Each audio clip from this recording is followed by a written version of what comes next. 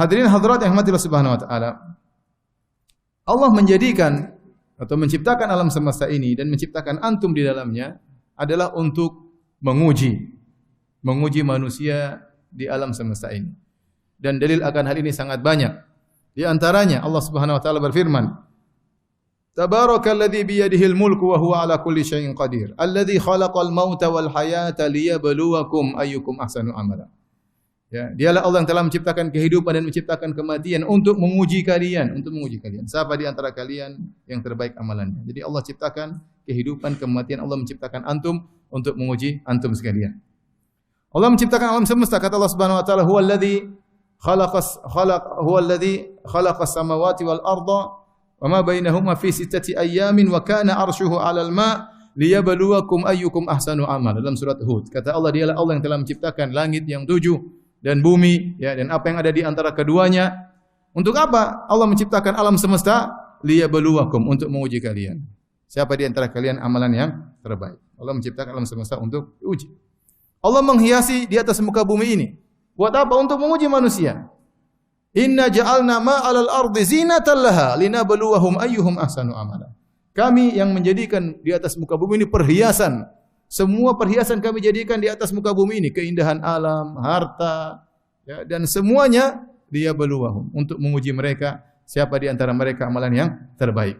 Maka kita harus sadar bahwasanya selama kita hidup di atas muka bumi ini, kita sedang diuji oleh Allah Subhanahu wa taala. Kullu nafsin dha'iqatul maut wa nabluhum bisyarri wal khairi fitnah wa nabluukum bisyarri wal khairi fitnah wa ilaina turja'un. Kata Allah, setiap yang bernyawa pasti merasakan kematian, dan kami menguji kalian dengan keburukan dan kebaikan, dan kepada kamilah kalian tempat kembali. Peringatan dari Allah, selama Anda masih hidup, Anda pasti diuji. Entah diuji dengan keburukan, entah diuji dengan kemewahan, ya, entah diuji dengan kemiskinan, kesusahan, entah diuji dengan harta, kesehatan, ya, kepintaran dan yang lainnya. Namun Allah ingatkan di akhir ayat, wa ilaina turja'un, kepada kamilah kalian akan dikembalikan untuk dimintai pertanggungjawaban.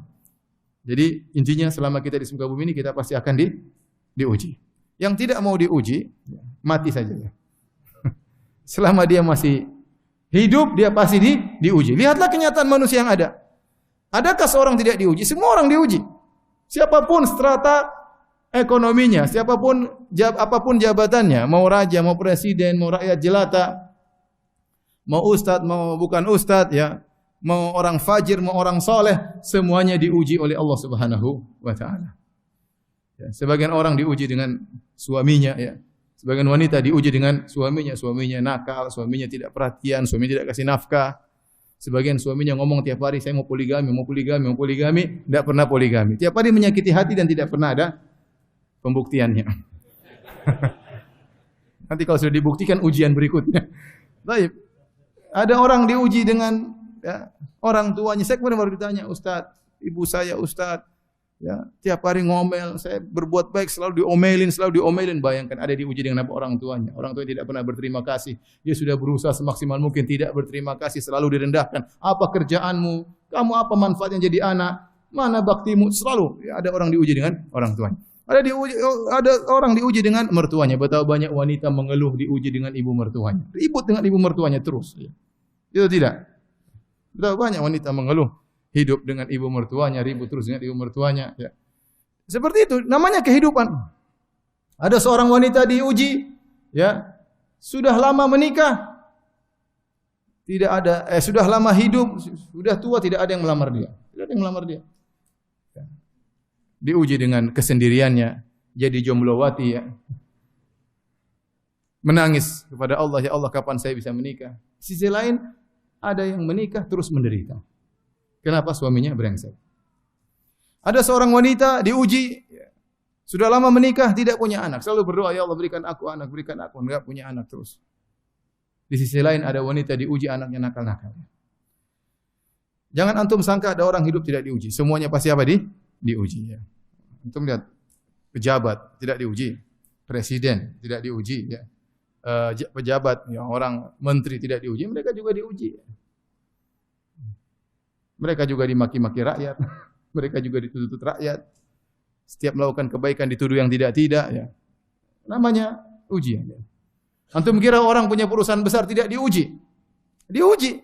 Kita punya kawan-kawan ada yang punya perusahaan besar, mereka diuji juga.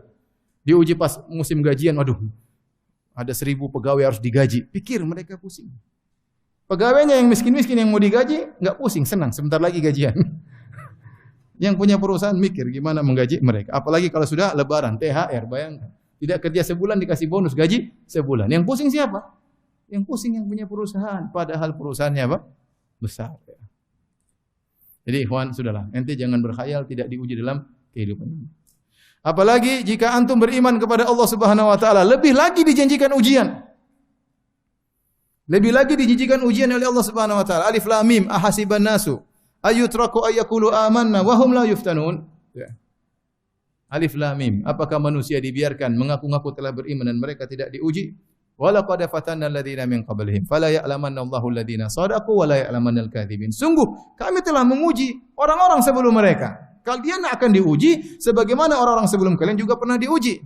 Kami akan menguji mereka agar Allah mengetahui mana yang imannya benar dan mana iman yang tidak benar. Jadi pasti diuji. Justru antum mengatakan kami beriman, maka akan diuji oleh Allah Subhanahu wa taala. Am hasibatum an tadkhulul jannata wa lamma ya'tikum mathalul ladzina khalau min qablikum massathumul ba'sa'u wad-dharra'u wa zulzilu. Apa kalian menyangka akan masuk surga sementara belum datang ujian yang menimpa kalian sebagaimana yang menimpa orang-orang sebelum kalian? Massathumul ba'sa'u wad-dharra'u wa zulzilu. Mereka ditimpa dengan kesulitan, dengan penderitaan, digoncang oleh Allah Subhanahu wa taala. Inilah tabiat kehidupan, bahwasanya tidak ada orang yang tidak diuji dalam kehidupan ini, ya. Allah Subhanahu wa taala menekankan, ya, la uqsimu bihadzal balad wa anta hillum bihadzal balad wa walidi wa ma walad laqad khalaqnal insana fi kabad. Kata Allah, sungguh aku bersumpah dengan negeri Mekah, dengan kota Mekah. Dan engkau tinggal di kota Mekah, dan demi orang tua dan demi anaknya, ya. Apa yang Allah sumpahkan? Laqad khalaqnal insana fi kabad. Sungguh kami telah ciptakan manusia dalam susah payah. Manusia diciptakan dalam kesusah payahan. Tidak ada, ya, selalu happy, itu enggak ada. Itu mustahil. Karena Allah sudah bersumpah, laqad khalaqnal insana fi kabad. Kami ciptakan manusia dalam kepayahan. Sejak dia lahir, belum lahir dia sudah bikin repot ayah dan ibunya. Dalam perut ibunya dia bikin ibunya muntah-muntah, susah, ngidam, bikin bapaknya setengah mati, ya. Dia lahir dengan tangisan, dengan kepayahan, ya, dan seterusnya, kehidupan kesulitan satu demi yang lainnya. Ya, kemudian dia harus sekolah, harus belajar, susah atau tidak? Harus sekolah, harus belajar, dimarahin orang tua, diomelin orang tua, dimarahin guru, dikasih PR, enggak ada yang santai-santai, semuanya setengah mati. Sudah remaja, kemudian belajar lagi, kemudian sekolah, kemudian cari pekerjaan, belum tentu diterima, lamar sana, lamar sini. Sudah punya duit, cari istri, setengah mati lagi, ya. Ya, jomblo bertahun-tahun, ya. Melamar sana ditolak, melamar sini ditolak, duit tidak ada, ya. Kemudian akhirnya dapat seorang akhwat, ternyata akhwatnya masalah, ya. Ternyata suka ngomel tiap hari, nuntut sana, nuntut sini, dapat mertua kurang ajar, waduh repot. Sebagian orang tidak begitu, ya. Maksud saya, banyak orang mengalami seperti itu, ya. Banyak, ya. Penderitaan. Nanti sakit, nanti ini, ya. Berusaha dikhianati orang, ditipu orang, ya.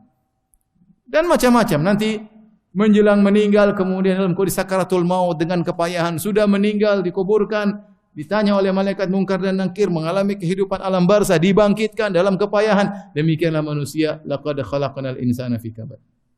Tidak ada manusia luput dari apa? Kepayahan. Dia akan hidup dalam kepayahan. Ini semua ayat mukaddimah yang saya sampaikan ingin menjelaskan kepada antum sekalian bahwasanya kita hidup dunia ini harus siap untuk diuji.